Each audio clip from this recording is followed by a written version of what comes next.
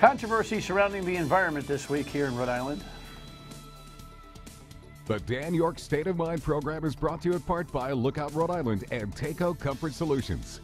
Which is kind of a funny way to start the show, I know, but I really don't know how to position this, I don't know, lack of communication or, I don't know,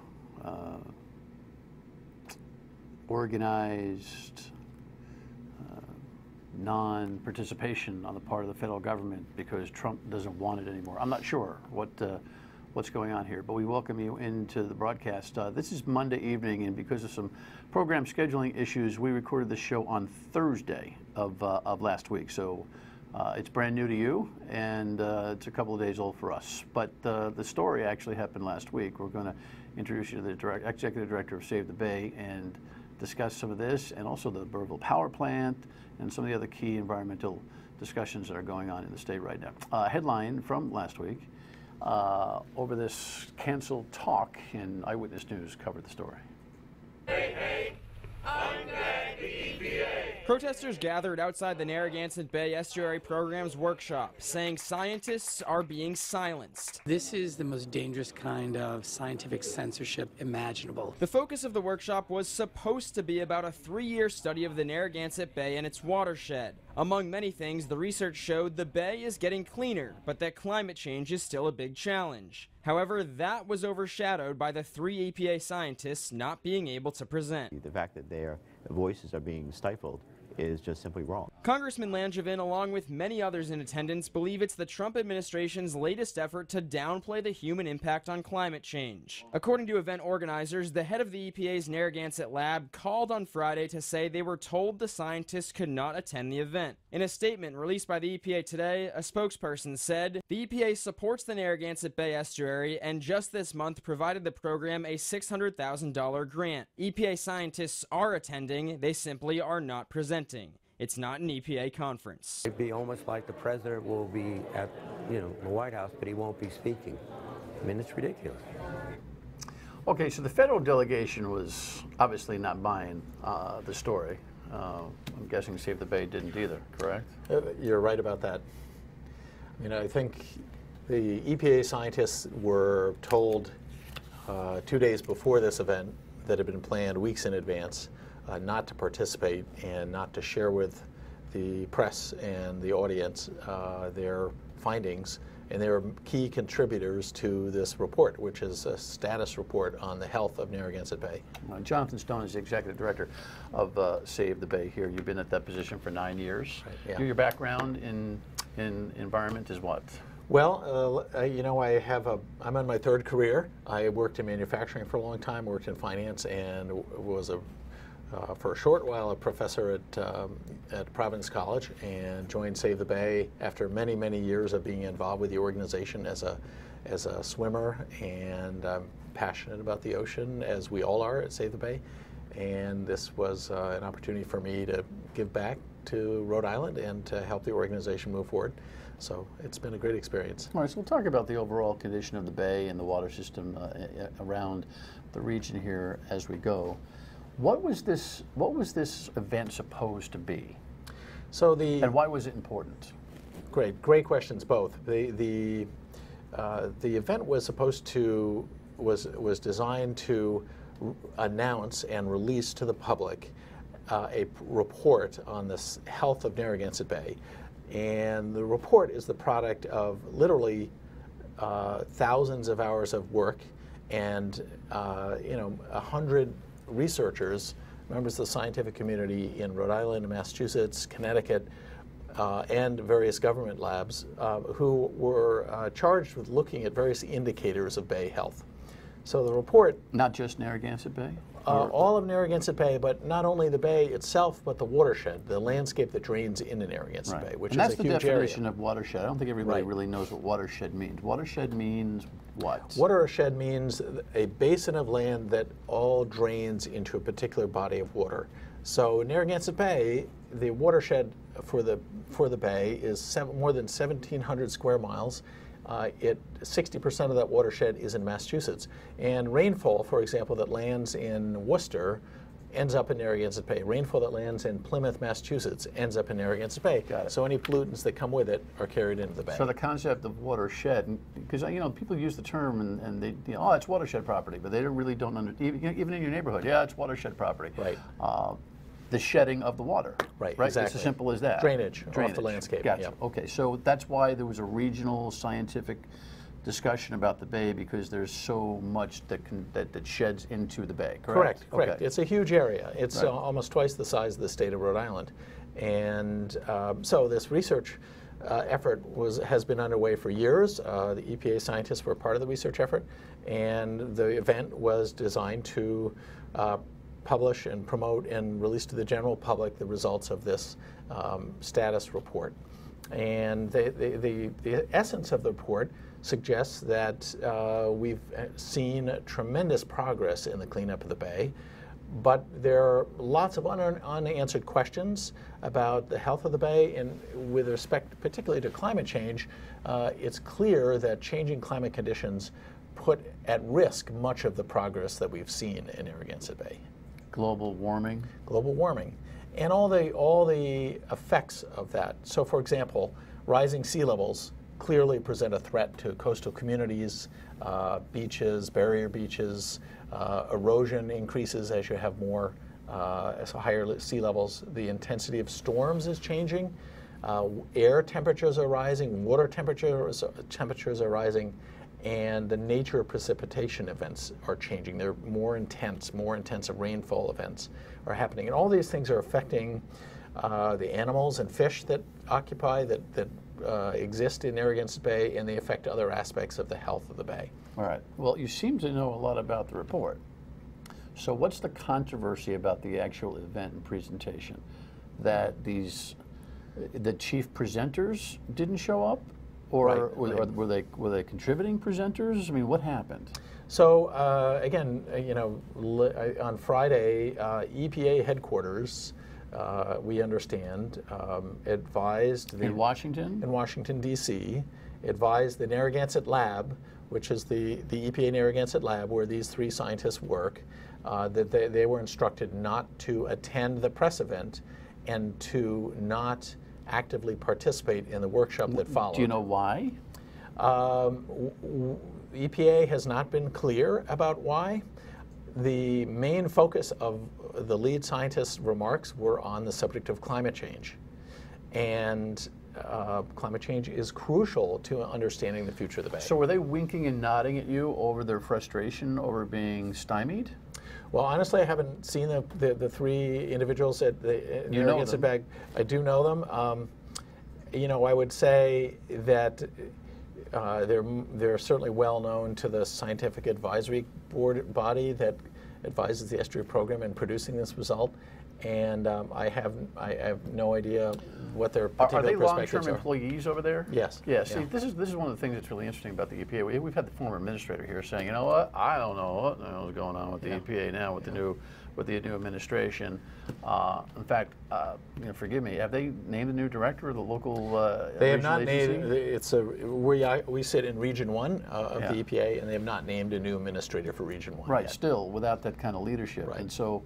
This accountability issue, I think, is starting to worry people. Are you finding this organizational, I don't know, malaise, not unlike what's happening at the U.S. Attorney's office? It's not that there aren't competent attorneys that are Peter Nerona is gone and his assistant is very competent, but I mean there's a leadership void in a lot of places. I mean we go all the way down to the Secretary of State and the State Department and all the diplomacy.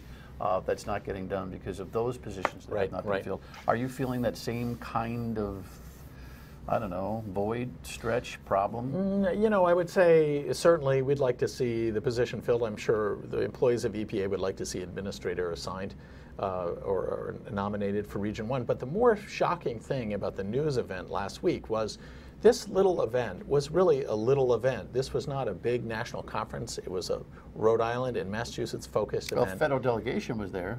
Well, it's important for the Rhode Island delegation for sure, but the fact that a member of the headquarters staff in Washington forbade three scientists from appearing at this small regional event is just kind of mind-blowing, that they would take the time to forbid scientists from speaking out and relaying the results of the research. That's all it was. It wasn't. There's no politics here. It's about what does the data tell us about how the Bay is changing.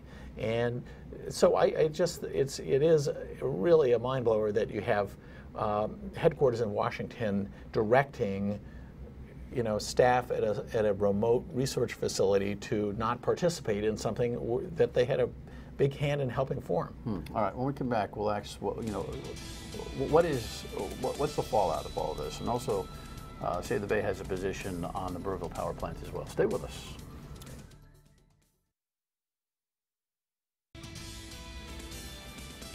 All right, the EPA administrator, and of course, that was a very controversial appointment. This is a guy that has fought most of the principles of environmental protection, who's heading the Environmental Protection Agency. So I know for those who are very concerned about the environment, this is more than a burp, I think. You have a thought on the EPA director? Well, I think it's a disturbing appointment, and the actions that the administrator has taken in his first 6 months on the job are consistent with how he has fought the EPA, and it must be incredibly demoralizing for the employees of the EPA who are really doing the very best they can under difficult circumstances. You getting any wind through the delegation or anywhere else that he had a direct role in thwarting the 3 scientific presentations that were scheduled for the event last week? Yeah, no, I don't have any insight into that, but clearly the administration is trying to stifle scientific, the dissemination of information by scientists about climate change, and that's disturbing. And to think about it this point of view, we're supposed to be managing our natural resources based on the best available science. If you can't even have a conversation about climate change, then how can managers, the DEM in Rhode Island, how can they make informed decisions about how to protect the environment? You just can't do it without informed, peer-reviewed science. It is really a conundrum that the country is facing and the world is facing right now. Scientists who've come here, and we've had more than a handful over the course of time, who almost come with this disposition that says, "I swear I'm not political. I swear I'm not political. I'm just looking at the numbers." I mean, we had Isaac Guinness is a guy that I recall just a few weeks ago, with an oceanographer at URI. I don't know if you know Isaac. I don't know. He's brilliant. He's one of the world's leading oceanographers, and he's in here talking about Hurricane Rhodey as a model that could be Irma or Harvey, and he's saying, "I have no politics. I just have numbers. I just have science. I just have science." I don't know where we're going to go with this conversation. It's profoundly disturbing because really big decisions get made, and public policy gets written, and it should be based on the numbers, should be based on science. What do we know, and where there are gaps in our knowledge, how do we fill those gaps? That's what we all should strive for. That's what the public sector, the government, should be striving for. Otherwise, you're going to waste money, waste resources. So in the meantime, what's the Save the Bay disposition here? And by the way, what is your organization's impact, other than the incredible advocacy, on the actual clinical health of the Bay? I mean, Sure. You have no enforcement ability, do you? No, we don't. We have the bully pulpit. We can help. You're funded privately. Entirely privately. Right. Yeah. One of the things we really make a real effort to do is shine a light on the role of our state agencies in doing their job. We have good people who work at the Coastal Resources Management Council and the Rhode Island Department of Environmental Management. They're understaffed, they're under-resourced. One of the things we're trying to do is encourage the legislature to provide additional funding to allow these agencies to do their job. The DEM staff today is around 400 people. 10 years ago, it was 650 people, and the DEM is charged with doing more today than they were 10 years ago. So the workload of these agencies has just gone up and up and up. The funding has gone down. One of the things we can do is remind our elected leaders how important these agencies are and to encourage voters to let their feelings be known about how important it is. Another thing to your question, Save the Bay is a very active habitat restoration program. So we actually do projects around Narragansett Bay and in the watershed that are designed to help improve the ecology, the environmental health of the bay. What is the health of the Bay? So there's sort of two ways to think about about health. One is how the bay affects humans. Is it safe to swim? Is it safe to eat the seafood? Is it safe to enjoy the shoreline? And the answer to that question is we've made incredible progress. We've reduced bacterial loads. That's what we worry about, pathogens. We've reduced those quite dramatically over the last 15 years. And that's because the public has supported massive investments in infrastructure to address sources of pollution. The second dimension to the health of the bay relates to sort of the ecological health. Is the bay safe and friendly habitat for fish, crabs, birds, and so forth? And in that measure, we're doing well, but we've got a ways to go. We do have areas of the bay where we have low oxygen levels, which is driven by too much nitrogen coming into the bay.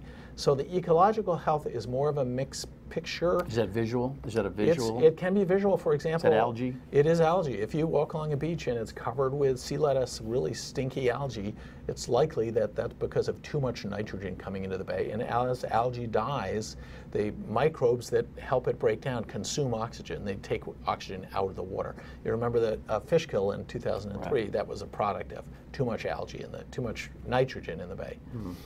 So, I think we really have come a long way. There are pretty serious threats that we need to be aware of and areas we need to clean up. Okay.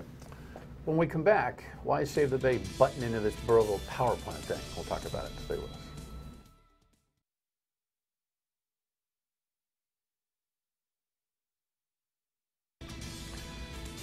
All right, so the Burrillville power plant is this lingering controversy here in Rhode Island. Headlines and the latest. Next one that swears leaves the room. 7 words that have 32 cities and towns in Rhode Island speaking up. Why crack is not only not wanted, but proven to be not needed. The Invenergy Clear River Energy Center power plant. In a 5-mile radius of this proposed site, there are 8 conservation areas and 20 bodies of water. A project that costs $1 billion and has many people in Burrillville saying is not worth hurting the environment. So much time, effort, and resources have been set aside over many decades to preserve our Rhode Island paradise. To site a power plant in the midst of all this is not what people had in mind when they set out to conserve and preserve this land. And tonight, the spotlight on a man who says he understands what it's like to fear something being built in your own backyard. This is where the infrastructure is. The mainline gas line comes through Burrillville. The compressor station is in Burrillville. But he believes the power plant is at the best interest of the place many call home. And despite the loud opposition, he's in front of the microphone. But don't decide it on emotion. Decide it on what's really needed in this state. Yeah, I mean, it takes guts to get up against a bunch of people who have a cause. Save the Bay is also opposed to the power plant? Yes, we are. Why? Location, location, location. Location matters a lot, and the proposed site for this power plant is in an area of the state that the state has been directing resources to conserve for decades. We started at the top of the show about the importance of the watershed, the landscape that drains into Narragansett Bay. The Burrillville site of the power plant is in the Narragansett Bay watershed. Water from the Clear River, upon which, adjacent to which the plant would be located, drains into the Blackstone, which drains into Narragansett Bay. And our concerns are really about the impact on the immediate location of the site. The DEM was charged with providing information to the Energy Facility Sightings Board about the ecological impacts of the site and the ecological value of this portion of the state. The DEM released a supplemental opinion in August based on a year-long study of the habitat values, the creatures, the animals, the fish that live in this area, and came to a very clear and concise conclusion that this is of extraordinary ecological value in this part of the state, and that the plant would disrupt and disturb a large swath adjacent to an area that the state has been trying for decades to conserve. It's important to keep in mind, too, just in the context of the governor's recent initiative to a recent executive order to call upon state agencies to improve the resilience of Rhode Island in the context of changing climate conditions. This is the exact opposite thing that you want to see happen. You do not want to disturb an undisturbed block of forest that has extraordinarily ecological value. So our perspective is really guided by the importance of this landscape to the watershed. All right. Well, by the way, there's the Chief Resiliency Officer who was a guest of the program last week. Not sure he and I got into the Burrillville power plant. In fact, I don't think we did. Do you know if he's taken a position on this? No, I don't believe he has. Yeah. We need power. Sure. Yeah, we've got to supply the grid. And we have a really weird way of doing it. We ask private companies to invest hundreds of millions of dollars into something that we regulate the living daylights out of. Right. And then we end up in these rocks and hard places. Where do you want to put it? Listen, you know, we have a lot of... Don't tell me Rhode Island's not going to step up, because Rhode Island has to have a role in this. Well, one way to think about it is we have a lot of natural gas infrastructure in the state, and there are other locations in the state where you have that infrastructure in place. For example, National Grid has a large liquefied natural gas facility at Fields Point. They're proposing an investment there to help address Rhode Island's natural gas needs. We have the Manchester Street Power Station, which is driven by natural gas. There are other locations to put a facility like this. You know, it's obviously up to the company to make the determination about where they think they can make the plant work. We think this is the wrong location. It's not our job to find another location, but if you look at the map, there are parts of the state that are already industrialized where you have natural gas. Well, you know, it's always the rub. You know, it's the folks who say no to a location and say, hey, listen, not my job. I think that terrific organizations like yours ought to take a responsibility to, if you're going to say no there, that you do actually recommend why, where, somewhere else. This worry about conservation in Burrillville is commonsensical. Sure. I mean, I get that. Right. At the same time, I haven't seen a lot of evidence that it's a polluter. You know, has anybody done a study on how the animals all croak? I really haven't seen that from anybody. Right. Well, it's, you know, just the disturbance of the construction and the operating of the plant does impact the area. And I would just say, you know, Save the Bay and other partners in the environmental movement were very actively involved in the siting issues around the Deepwater wind farm. That had direct impacts on a part of the world we care a lot about, which is coastal Rhode Island. Right. And we and other partners looked at how the company in that case might minimize the environmental impacts, and the company paid attention to that advice. Line onto the beach and all that kind of stuff. Right, yeah. All right. Well, when we have further discussions, perhaps you'll come and talk to these folks about it, because I don't know what the siting board is going to do here, and it's going to be a pretty provocative conversation. We have a weird formula of approving these things. The only communities that seem to say they like it are the ones that are bought off with a power deal. I mean, a water deal from Invenergy for practical and, I guess, business model reasons. A good visit. We'll keep our eye on the Bay. You do good work. Thanks very much. Thanks very much, Dan. Final word when we come back. Stay with us.